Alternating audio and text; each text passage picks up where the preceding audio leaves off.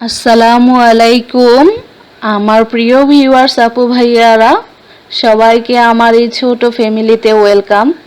আশা করছি আল্লাহর অশেষ রহমতে আপনারা সবাই অনেক ভালো আছেন। অনেক দিন পর আবার আপনাদের সাথে ভিডিও শেয়ার করছি। এই ভিডিওটা অনেক দিন আগের করা ছিল, বাট আপলোড করা হয়নি, ভয়েস ওভার দেওয়া হয়নি, এডিট করা হয়নি। তো মানে অনেক সময় ছিল হাতে, এমন না যে সময় ছিল না। তো আমার হাতে অনেক সময়ই থাকে, আমি ফ্রি থাকি। তো আমার মানে মন মানসিকতা ভালো ছিল না, এই জন্য হচ্ছে ভিডিও আপলোড করা হয় নাই। তো এই যে দেখেন, কয়েকদিন আগে তালের রেসিপি শেয়ার করছিলাম না, তালের পায়েস রান্নার। তো এই যে সেই তাল, তো তাল, লাউ, ধনিয়া পাতা, তারপর হচ্ছে বাতাবি লেবু সহ লাউ, এইগুলা কিছু বাজার আনছিল আর কি। আর এই যে ময়দার সেমাইগুলা রোজার ঈদের সময় মানে রমজান মাসে হচ্ছে বানানো হয়েছিল, বাট তারপর ঈদের দিন যে একবার খাওয়া গেছে, তারপর কিন্তু আর খাওয়া হয় নাই। কারণ কি জানেন, ময়দার সেমাই হচ্ছে নারিকেল ছাড়া খেতে একদমই ভালো লাগে না। আর আমি যতদিন বাজারে গেছি, নারিকেলের দাম শুনে আমি আর দ্বিতীয়বার কিছু বলি নাই, আমি সোজা হেঁটে চলে আসছি।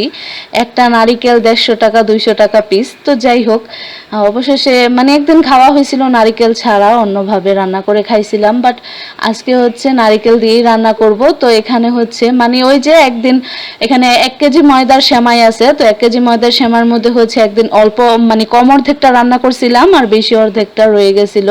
তো মানে এখানে হাফ কেজির মতন সেমাই আছে। তো এটা রান্না করার জন্য আমি 2.5 লিটার দুধ দিয়ে দিছি। তো আমাদের কাছে একটু ভেজা ভেজা সেমাইটা ভালো লাগে।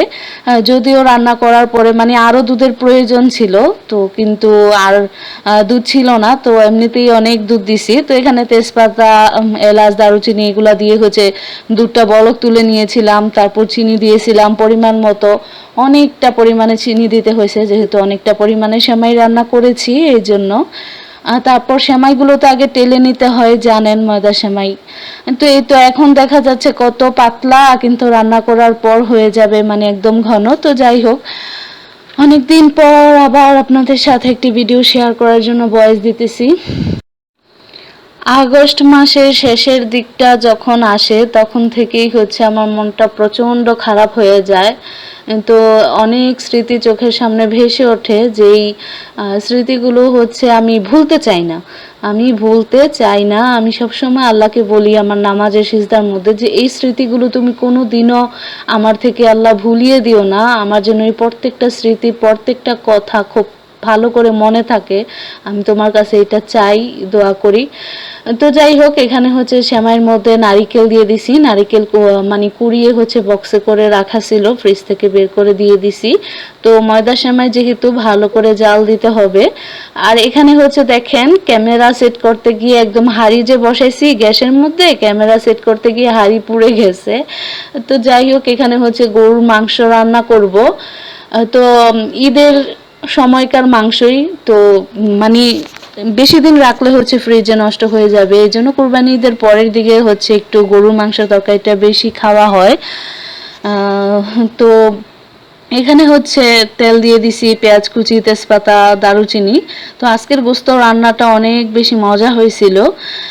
প্রথমে হচ্ছে পরিমাণ মতো তেল দিছিলাম, তারপর তেজপাতা, এলাচ, দারুচিনি এগুলো দিয়ে হচ্ছে ভালো করে ভাজা ভাজা করে তারপর পেঁয়াজ কুচি দিছিলাম। পেঁয়াজ কুচিটার রংটা একটা মানে হালকা গোলাপি টাইপের হওয়ার পর এখানে হচ্ছে আমি আদা রসুনের পেস্ট দিয়ে দিতেছি 1.5 কেজি মাংসের জন্য। তো আদা রসুনের পেস্টটা দেওয়ার পর কিন্তু আদা রসুন একসাথে ভাঙিয়ে নেই, অনেকে আলাদা আলাদা করে করে, আমি একসাথেই ভাঙিয়ে নেই।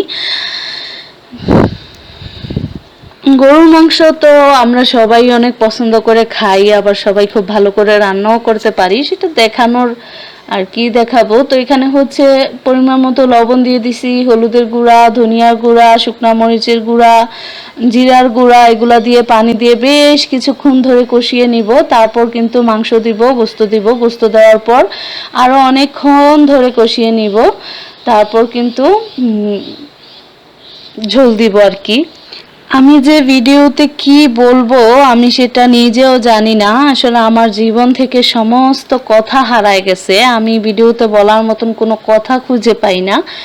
এমনিতেও হচ্ছে সারাদিন একা একা থাকি, তো কারোর সাথে তেমন কোনো কথা বলা হয় না। সারাদিন একা একা থাকি, নিজের মতো করে থাকি, যে কাজ করার যেই সব কাজগুলো করার প্রয়োজন, ঘর সংসারের কাজ আমার শাশুড়ি মা করে, ওনার সাথে আমিও করি। তো গত কয়েকদিন ধরে উনি কাজ টাজ করতেছে আর কি। এই কয়েকদিন আমি কিছুই করি নাই বলতে গেলে, তো বেশিরভাগ সময় আমারই করা হয়। তো গত কয়েকদিন উনি সব কাজ করছে, তো আমার কিছুই করতে হয় না। এই ভিডিওগুলো কিন্তু কমসে কম আরো 15-20 দিন আগের ভিডিও হবে। এই যে গরুর গোস্ত রান্না করার ভিডিও করে রাখছি, বাট মনে চায় না ভয়েস দিয়ে এডিট করি। আবার এক মনে চায় না, সত্যি বলতে এক মনে চায় না, আবার আরেক মনে চায়। যে এক মনে চায় না যে দূর ভাল লাগতেছে না, কি বলবো ভিডিওতে, কি বলবো, কি বলার আছে আমার, আমার কথা কে শুনবে। তো আবার আরেক মন বলে যে এত কষ্ট করছি, এতদিন প্রায় 1.5 বছর ধরে এত কষ্ট করে ভিডিও করছি, কোনো ট্রাইপড নাই, কিছু নাই, কত কষ্ট করে এক হাতে রান্না বান্না কাজকর্ম করছি আর এক হাতে ভিডিও করছি। তারপর সেগুলোকে মোবাইল থেকে ল্যাপটপে নিয়ে এডিট করে ভয়েস ওভার দিয়ে, তো ভয়েস ওভার দেওয়ার মতন সুযোগ নাই। তারপর রাত্রে সজাগ থেকে অর্ধেক রাতে ঘুম থেকে উঠে ভয়েস ওভার দিয়ে এডিট করে ভিডিও আপলোড করছি। তো 1.5 বছরের ওপরে হয়ে গেছে। অনেকে তো 1 মাস 2 মাসেই কত সুন্দর সুন্দর তাদের মানে চ্যানেল গ্রো হয়ে গেছে। আমার হয় না, আমার সব কিছুতেই আসলে পুরা কপাল। এই চ্যানেল তো কিছুই না, এই চ্যানেলে আর কি হবে। তো কোনো দিক দিয়েই হচ্ছে আমার জীবনে সুখ নাই, শান্তি নাই। তো কি আর বলবো। তো এখানে হচ্ছে গরুর গোস্ত ভালো করে কষাইছি, অনেকক্ষণ লাগায় কষাইছি আর কি। গরুর গোস্ত যত কষানো হয় ততই ভালো লাগে। তো এখানে আপনাদের ভাইয়া পুরি নিয়ে আসছিল। পুরিটা খেতে আমার অনেক মানে ভালো লাগে, মজা লাগে, একটা পছন্দের আইটেম। তো পুরি দিয়ে এখানে হচ্ছে মা, আমি আর ও, তো 3 জনের জন্য 3 পিস গোস্ত নিয়ে আসছি, আর হচ্ছে ঝোল নিয়ে আসছি আর কি। পুরি দিয়ে আমার সবচেয়ে বেশি খেতে ভালো লাগে হচ্ছে হালিম। আর এমনিতে ওরা হচ্ছে গোস্তের তরকারি ঝোল দিয়ে পুরি খেতে ভালো লাগে আর কি, মজাই লাগে। আমি তো এমনিই খেতে পারি, বাট ওদের দেখা দেখি খাচ্ছিলাম আর কি। এইসব তেলে ভাজা জিনিস খেতে তো ভালোই লাগে, কিন্তু খাওয়ার পরে আসলে আমি সহ্য করতে পারি না। আমি যদি সকালবেলা একটা পরোটাও খাই, সারা দিন আমার হচ্ছে গ্যাস্ট্রিকের প্রবলেম হয়। এই জন্য এখন আর আমি পরোটাও খাই না। দেখা যায় যে একটা রুটি খেলে খাই, না খেলে না, না খাইলে নাই, একভাবে পড়ে থাকি। তো আজকের ব্লগ আর কেমন লাগবে আপনাদের কাছে জানি না। তো মন চাইলে সাবস্ক্রাইব করবেন, মন চাইলে না করবেন, কোনো কিছু জোর করার এখানে কিছু নাই।